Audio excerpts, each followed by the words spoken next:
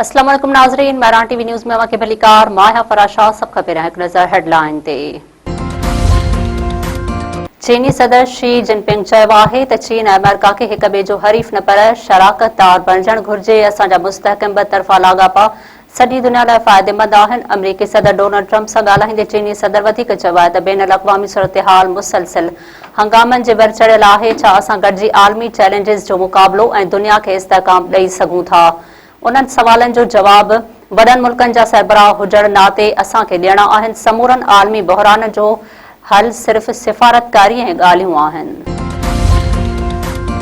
अमरीकी सदर Donald Trump चयो आहे त अमेरिका ऐं चीन वॾियूं ताक़तूं आहिनि। ॿिन्ही मुल्कनि विच में गॾियल मफ़ाद इख़्तिलाफ़नि खां वधीक अहम आहिनि। असांजा मुस्तहकम लाॻापा सॼी दुनिया जे मफ़ाद में आहिनि। अमरीकी सदर वधीक चयो आहे त सदर शी जिनपिंग सां लाॻापा हमेशह इंतहाई शानदार रहिया आहिनि। तारीख़ी सरबराही मुलाक़ात जो सभ खां वॾो फोकस गॾियल वापार ते हूंदो।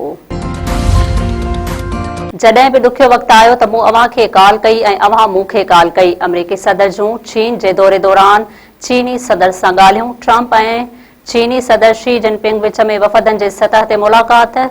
चीनी सदर शी जिनपिंग मुलाक़ात दौरान चयो आहे त अमरीकी वफ़द जो चीन में भली कार करियूं था।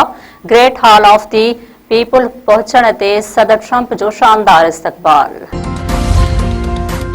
अमरीकी नायब सदर जेडी वेंस चयो आहे त ईरान सां ॻाल्हियुनि में अॻबराही थी रही आहे। अमरीकी सदर जी रेड लाइन तमामु सादी आहे। ट्रंप चाहे थो त ईरान एटमी हथियार न ठाहे सघे। अमरीकी परॾेही वज़ीर मार्को रूबियो चयो आहे त अमेरिका चाहे थो त मौक़िफ़ तब्दील करण लाइ चीन ईरान मथां दबाव विझे। इहो चीन जे मफ़ाद में आहे त उहो बहरान जे हल में किरदारु अदा करे।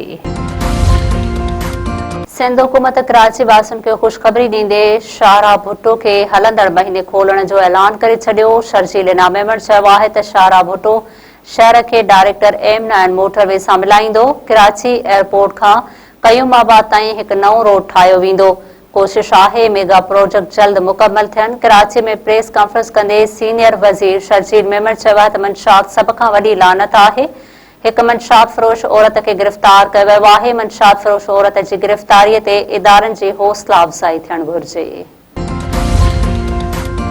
पनो आकिल वेझो कल्होड़ा बिरादरी जे धुरनि में हलंदड़ तकरार ॿीहर भड़की उथियो। नौजवान गोलियूं हणी क़तल बाइजी थाने जे हथ ॻोठ झूंगा में ज़मीन जी मालिकीअ जे तकरार तां धुरनि में जहिड़ो फायरिंग में नौजवान सलीम कल्होड़ो बारिजी वियो। अजीब अली, इनायत मोहम्मद सचल ऐं हसीबुल्ला कल्होड़ो ज़ख़्मी। वाक़िबाद इलाइक़े में छिकताण वारी सूरतहाल।